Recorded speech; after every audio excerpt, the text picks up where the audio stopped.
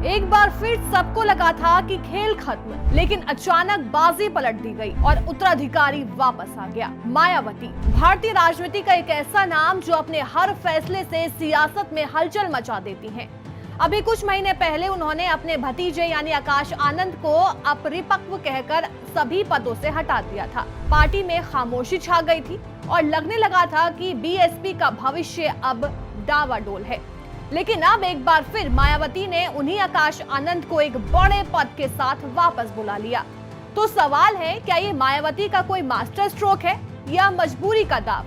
आइए जानने की कोशिश करते हैं। आकाश आनंद का उतार चढ़ाव भरा सफर। आकाश आनंद की कहानी किसी फिल्मी स्क्रिप्ट से कम नहीं है। लंदन से मैनेजमेंट की पढ़ाई करने के बाद 2017 में उनकी पार्टी में एंट्री हुई। 2019 तक आते आते वो मायावती के सबसे भरोसेमंद बन गए। उन्हें नेशनल कोऑर्डिनेटर का पद मिला और वो पार्टी में नंबर 2 की हैसियत रखते थे। लोकसभा चुनाव 2024 में उन्होंने जोरदार प्रचार किया। अपने तेज तर्रार अंदाज से उन्होंने विपक्ष पर खूब हमले किए। यूपी के सीतापुर में उन्होंने बीजेपी सरकार को आतंकवादी और बुलडोजर सरकार तक कह डाला। उन पर एफआईआर भी दर्ज हुई और फिर अचानक सबको हैरानी हुई जब मायावती ने एक ट्वीट कर बताया कि आकाश को सभी जिम्मेदारियों से मुक्त किया जा रहा है। उन्होंने कहा कि आकाश अभी अपरिपक्व हैं और उन्हें मैच्योर होने की जरूरत है।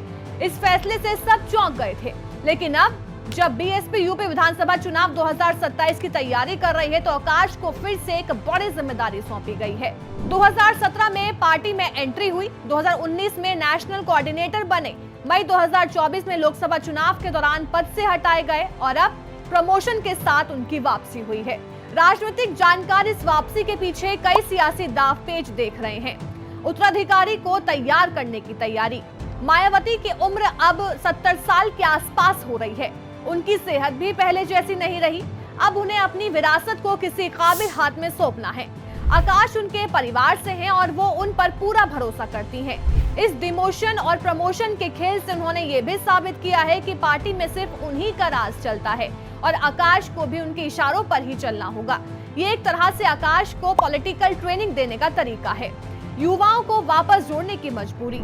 बीएसपी का वोट बैंक लगातार कम हो रहा है। 2022 के विधानसभा चुनाव में पार्टी सिर्फ 1 सीट जीत पाई थी और 2024 के लोकसभा चुनाव में तो 0 पर आ गई।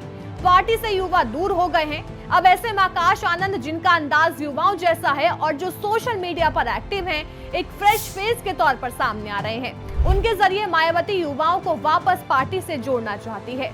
तीसरा, चंद्रशेखर आजाद का मुकाबला। पश्चिम यूपी में चंद्रशेखर आजाद रावण एक बड़ी ताकत बनकर उभरे हैं। उन्होंने नगीना सीट से लोकसभा चुनाव जीतकर बीएसपी को एक बड़ा झटका दिया। चंद्रशेखर आजाद को दलित युवाओं का एक नया चेहरा माना जा रहा है। मायावती ये जानती हैं कि अगर उन्हें अपनी खोई हुई जमीन वापस पानी है तो उन्हें चंद्रशेखर जैसे नेताओं का मुकाबला करना होगा और इसके लिए आकाश आनंद ही सबसे सही विकल्प है। बीएसपी और मायावती का भविष्य। अब सवाल ये है कि सब मायावती के राजनीतिक भविष्य के लिए क्या मायने रखता है।